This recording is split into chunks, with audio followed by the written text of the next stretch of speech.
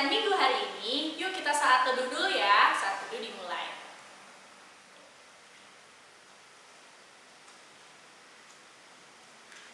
Amin. Adik-adik, apa kabar nih minggu ini? Semoga kita semua dalam keadaan sehat, sukacita, dan semangat untuk memuji Tuhan ya. Yuk, biar kita lebih semangat lagi, kita mau naikkan pujian bersuka di dalam Tuhan.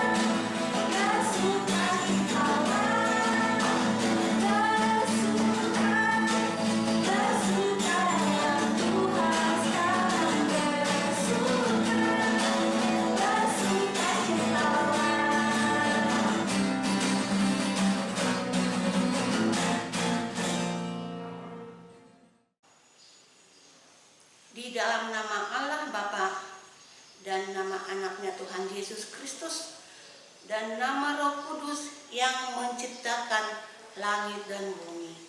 Amin. Hai anak-anak, taatilah orang tuamu dalam segala hal, karena itulah yang indah di dalam Tuhan. Haleluya. Mari kita berdoa. Kubukakan dengan amin, kutuluskan hati dengan yakin, memegang firman-Mu. Curahkan roh-Mu Tuhan, supaya diteguhkan kami setia kepadamu. Amin.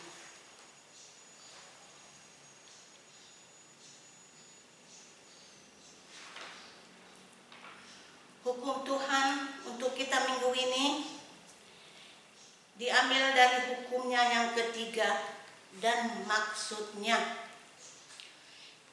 Titah Tuhan yang ketiga. Jangan menyebut nama Tuhan Allah dengan sembarangan, karena Allah akan menghukum orang yang menyalahgunakan namanya. Maksudnya adalah kita harus takut serta kasih kepada Allah. Sebab itu jangan mengutuk, mengumpat, memakai guna-guna, berbohong, menipu dengan memakai nama Allah. Sebab hanya dalam penderitaan, kesusahan, dan di dalam doa serta pujianlah kita layak menyebut nama Tuhan Allah. Mari kita berdoa untuk melakukan firman-Nya. Ya Tuhan Allah, kuatkanlah kami untuk melakukan yang sesuai dengan firman-Mu. Amin. Adik-adik, selama di rumah aja nih, banyak banget ya godaan bagi kita untuk melakukan hal-hal yang mungkin tidak berkenan di mata Tuhan. Misalnya males-malesan, marah-marah, atau apapun itu adik-adik, kita harus selalu meminta kekuatan kepada Tuhan supaya kita tidak mengulangi kesalahan yang sudah kita perbuat. Adik-adik, yuk kita renungin apa aja sih kesalahan yang sudah kita lakukan selama minggu ini, sambil kita meminta kekuatan Tuhan supaya kita tidak mengulangi apa yang sudah kita lakukan. Yuk kita sambil menyanyikan Tetap Setia.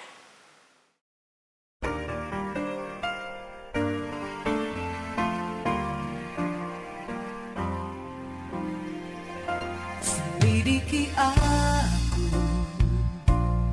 lihat hatiku, apakah ku sungguh mengasihi Yesus, Kau yang Maha Tahu dan menilai hidupku. Tak ada yang tersembunyi bagimu. Telah kulihat kebaikanmu yang tak pernah habis di hidupku. Berjuang sampai akhirnya Kau dapati aku tetap setia.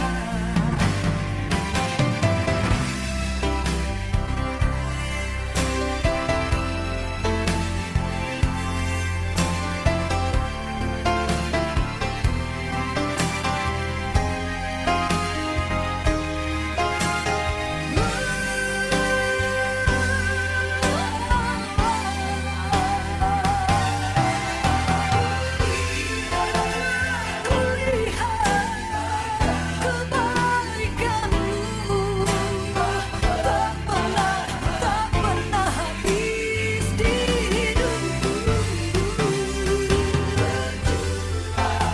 Sampai akhirnya Kau dapati aku tetap setia.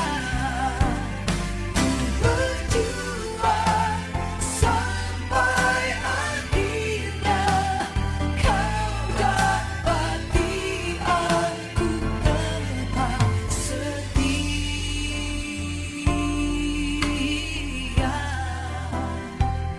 Tetap setia. Marilah kita merendahkan hati di hadapan Tuhan untuk mengaku dosa kita. Kita berdoa. Ya Allah, Bapa kami yang di surga, Engkau mengampuni dosa kami, orang yang hina dan tercela ini, di dalam anak kesayangan-Mu. Kasihanilah kami, orang yang berduka cita, yang berdosa ini. Nyatakanlah di dalam hati dan jiwa kami ini akan keampunan segala dosa dan kesalahan kami. Karuniakanlah Roh Kudus bagi kami untuk memberi kekuatan, keteguhan, dan ketetapan hati supaya iman kami tidak tergoyahkan. Bimbing dan ajarlah kami ya Tuhan, agar kami benar-benar dan sungguh-sungguh menyerahkan diri, hati, dan jiwa kami kepadamu saja sebagai korban yang hidup dan kudus oleh sebab anak-Mu Tuhan Yesus Kristus Tuhan kami. Amin. Janji Tuhan tentang pengampunan dosa. Marilah kepadaku semua yang letih lesu dan berbeban berat. Aku akan memberi kelegaan kepadamu. Pikulah kuk yang kupasang dan belajarlah dariku.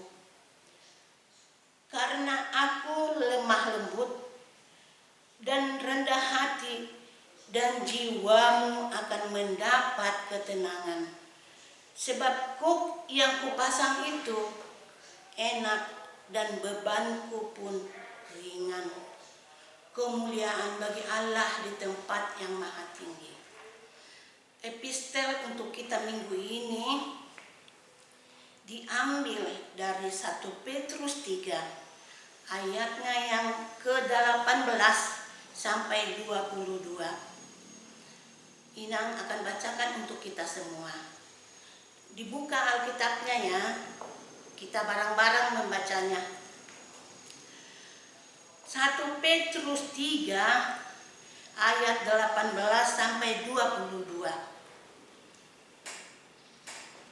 Sebab juga Kristus telah mati sekali untuk segala dosa kita.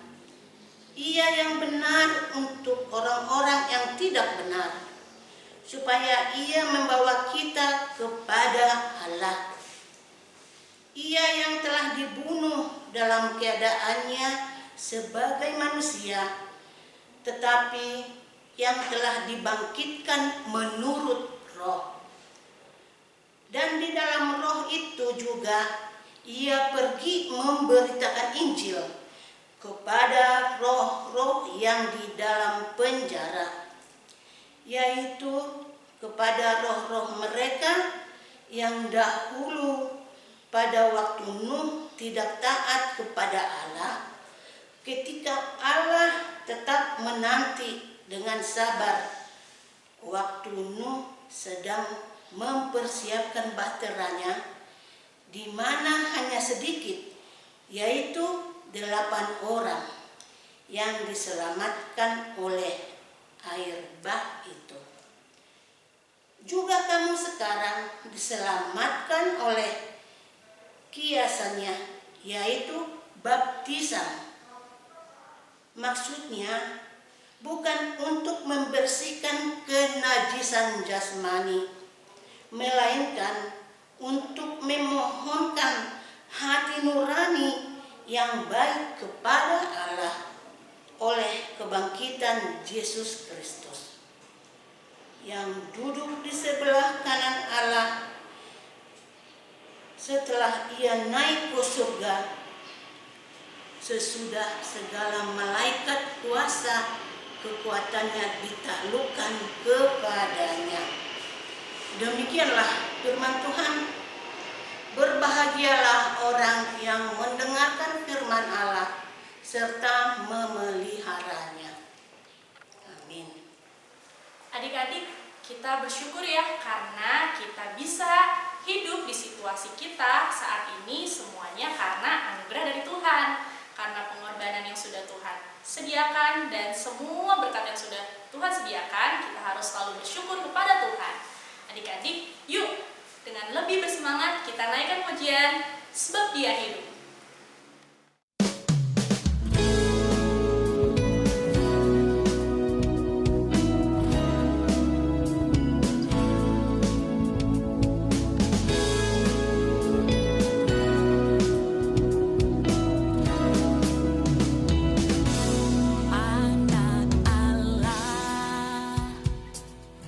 Namanya Yesus mengasihi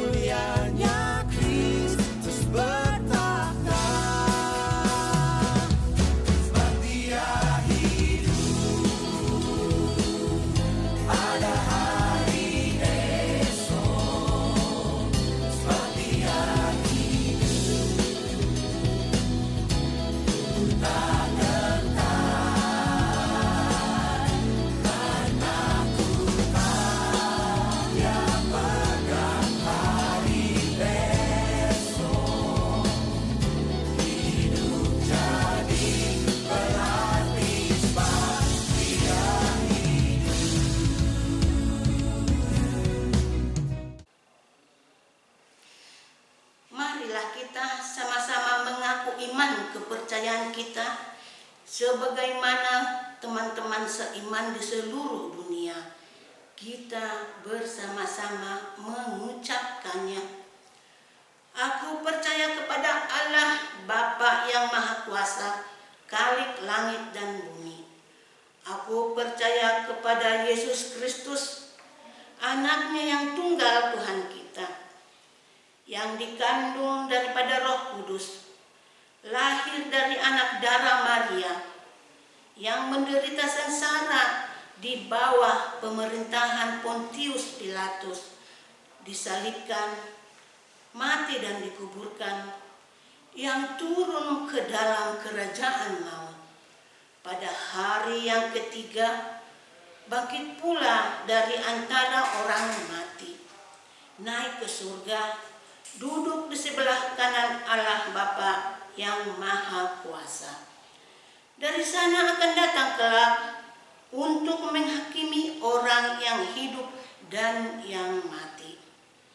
Aku percaya kepada Roh Kudus dan adanya suatu gereja yang kudus dan am, persekutuan orang kudus, pengampunan dosa, kebangkitan daging, dan hidup yang kekal. Amin. Adik-adik, sekarang kita akan mempersiapkan hati kita untuk mendengarkan firman Tuhan. Nah, adik-adik, sudah disiapkan belum alat tulis ataupun Alkitabnya? Yuk, kalau misalnya belum disiapkan, kita siapkan dulu ya. Nah, sebelumnya kita juga akan mempersiapkan hati kita dengan menyanyikan "Kusiapkan Hatiku Tuhan".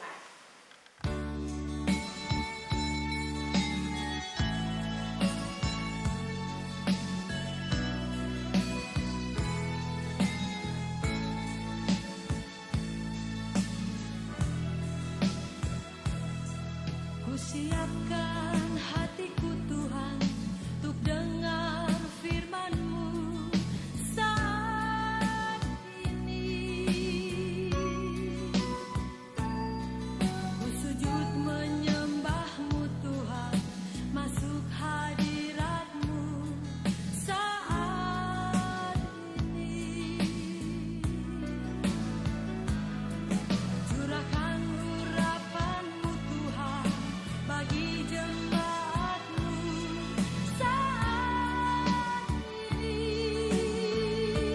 Ku siapkan hatiku Tuhan untuk dengar firman-Mu.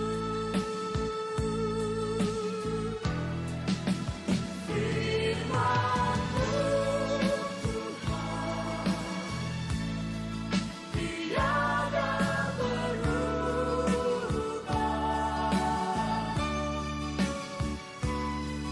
dahulu, sekarang, selama-lamanya, tiada berubah. Firman-Mu Tuhan, penolong hidupku. Ku siapkan hatiku Tuhan untuk dengar firman-Mu.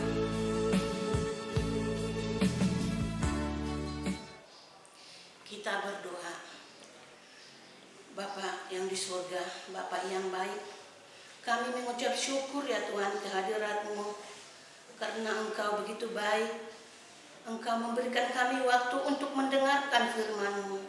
Engkau memberikan kesehatan kepada anak-anak-Mu ini ya Tuhan untuk mendengarkan firman-Mu. Engkaulah yang datang di persekutuan kami ya Tuhan. Walaupun kami di sini, anak-anak kami di rumah, tapi kasihani kami Tuhan. Engkau yang datang di dalam pikiran kami untuk mendengarkan firman-Mu. Amin. Firman Tuhan untuk kita minggu ini diambil dari Yohanes 12 ayat 12 sampai 19. Inang bacakan untuk kita semua. Dibuka Alkitabnya ya adik-adik. Yohanes 12 ayat 12 sampai 19. Inang akan bacakan. Keesokan harinya, ketika orang banyak yang datang merayakan pesta mendengar bahwa Yesus datang di tengah jalan menuju Yerusalem, mereka mengambil daun-daun palem dan pergi menyongsong dia sambil berseru-seru, "Hosana, diberkatilah dia yang datang dalam nama Tuhan, Raja Israel."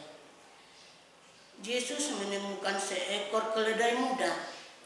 Lalu ia naik ke atasnya seperti ada tertulis, "Jangan takut, hai putri Sion. Lihatlah, rajamu datang, duduk di atas seekor anak keledai." Mula-mula murid-murid Yesus tidak mengerti akan hal itu. Tetapi sesudah Yesus dimuliakan, teringatlah mereka bahwa nats itu mengenai dia dan bahwa mereka telah melakukannya juga untuk dia. Orang banyak yang bersama-sama dengan dia ketika ia memanggil Lazarus keluar dari kubur dan membangkitkannya dari antara orang mati, memberi kesaksian tentang dia. Sebab itu orang banyak itu pergi menyongsong dia, karena mereka mendengar bahwa ia membuat mujizat itu.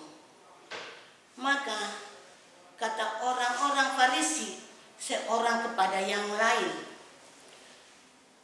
"Kamu lihat sendiri bahwa kamu sama sekali tidak berhasil. Lihatlah, seluruh dunia datang mengikuti dia."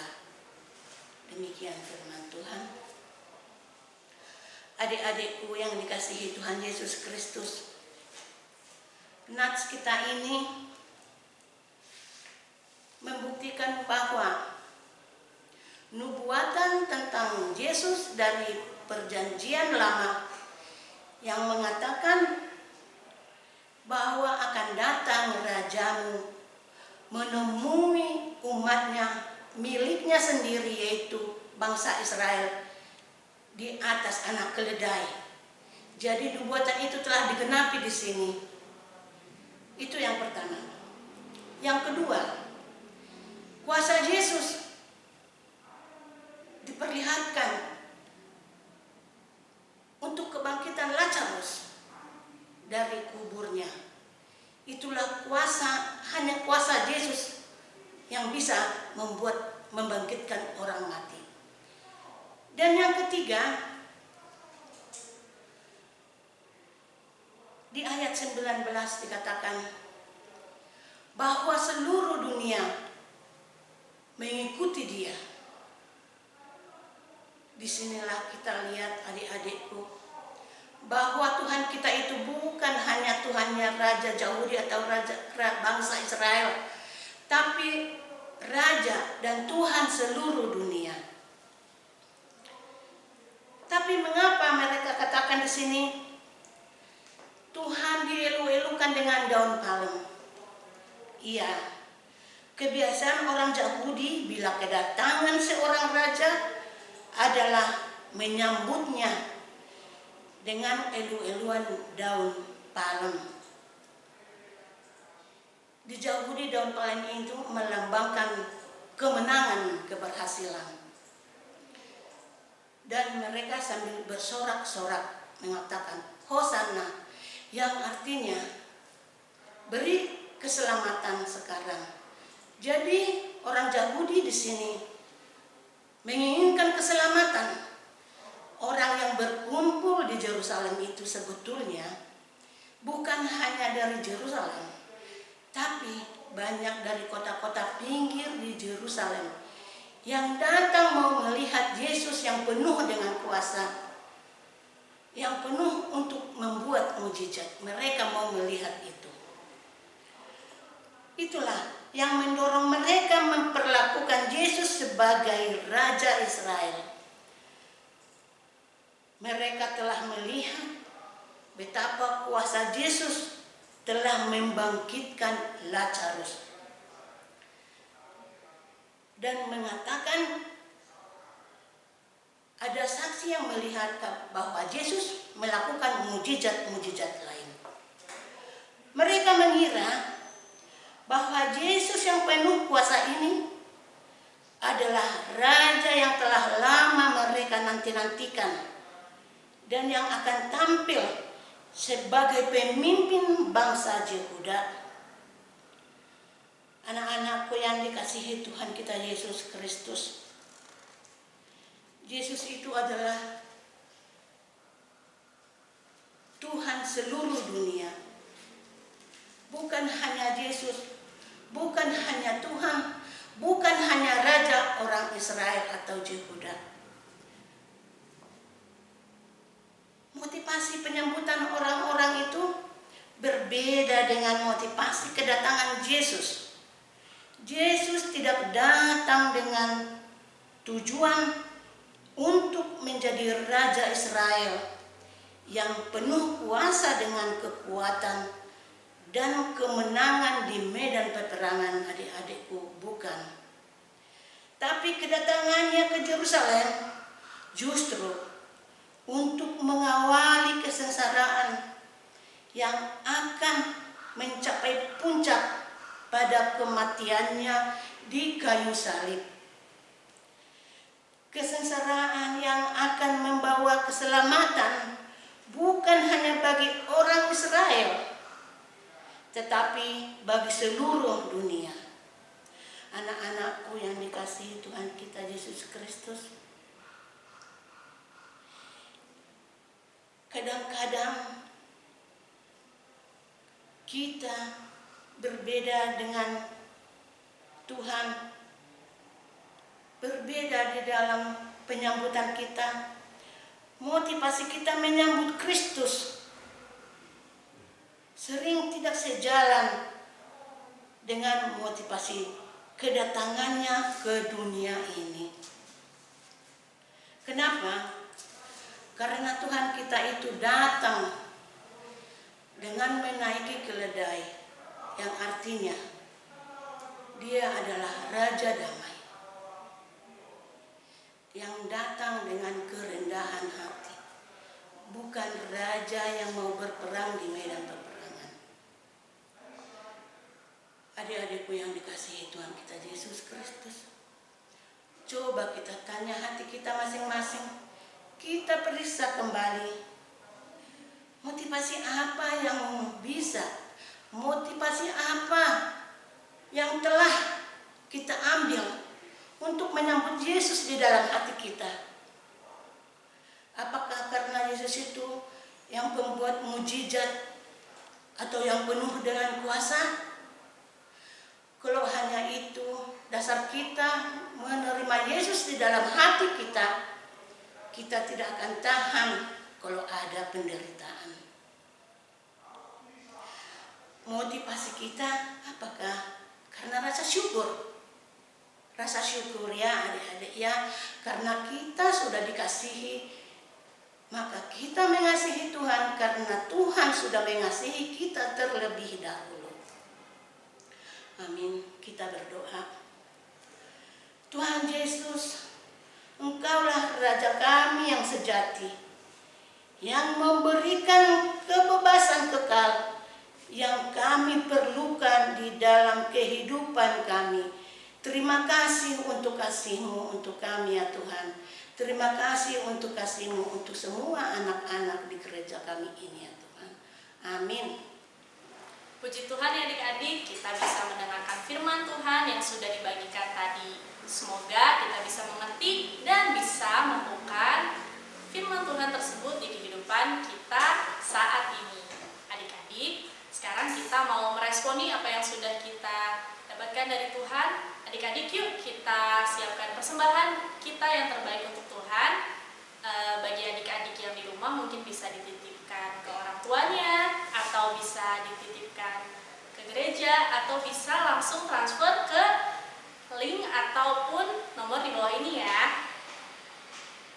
Yuk adik-adik, kita kumpulkan persembahan kita sambil menyanyikan Di Sauna Dong Pubuhan Tuhan.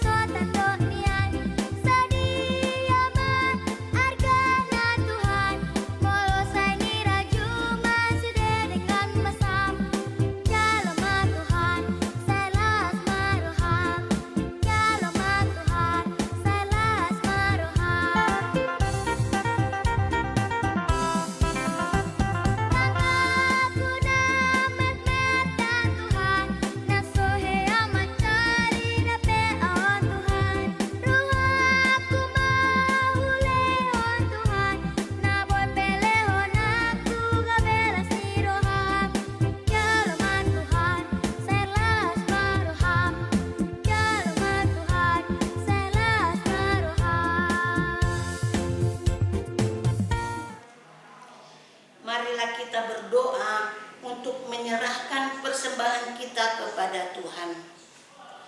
Ya Allah Bapa kami yang di surga, kami mengaku bahwa Tuhan adalah sumber dari segala karunia yang melimpah dalam kehidupan kami masing-masing. Sebagian daripada karunia itu kami serahkan kembali ke persembahan kepada Tuhan.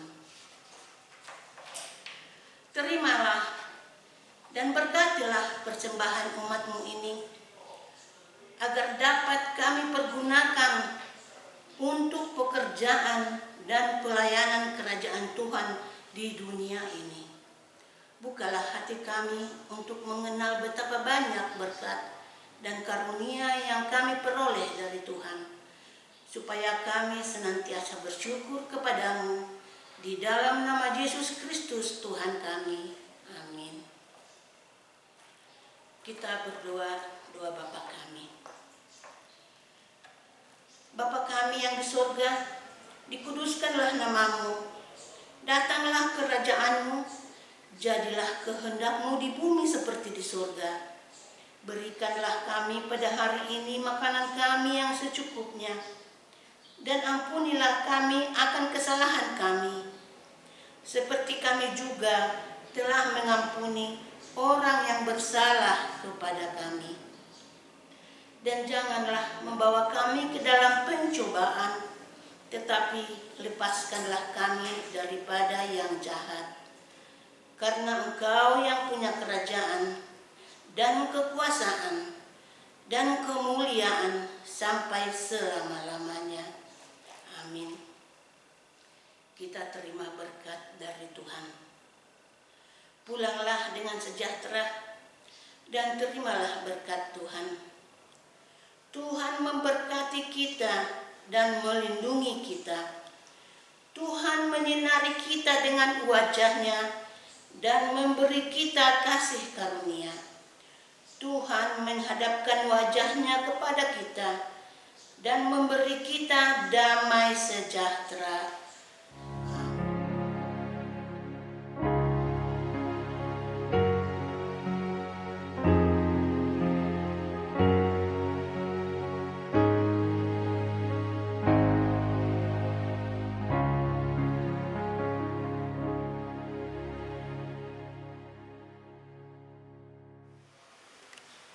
Adik-adik, ibadah kita pada minggu ini sudah selesai. Tapi jangan lupa, habis ini kita akan mengikuti ibadah kelas pengajaran kelas masing-masing. Jadi jangan kemana-mana ya. Kita akan bertemu di kelas pengajaran. Sampai jumpa adik-adik. Tuhan